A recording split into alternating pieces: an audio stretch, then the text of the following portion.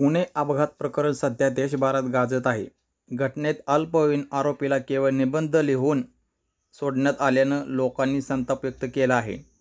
त्यानंतर विरोधकांनी सत्ताधाऱ्यांना धारेवर धरलं आहे. शरद पवार गटाचे नेते सुप्रिया सुळे यांनी इतकं सगळं पुण्यात घडत असताना पुण्याचे पालकमंत्री कुठं आहेत असं म्हणत अजित पवारांवर टीका केली आहे.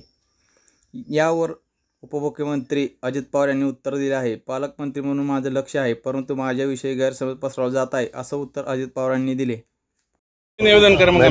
बरेच दिवसानंतर दर आठवड्याला मी पुण्यामध्ये असतो. हे जे काही पुण्यामध्ये मधल्या काळामध्ये घटना घडल्या त्याच्या संदर्भात 20 तारखेला आपलं मतदान मुंबईचं शेवटचं होतं. मी 21 तारखेला 22 तारखेला दोन्ही दिवस सकाळी 9 वाजल्यापासून मंत्रालयामध्ये होतो आणि या सगळ्या घटनेच्या संदर्भामध्ये मी लक्ष ठेवून होतो. माझं देवेंद्रजींशी बोलणं झालं.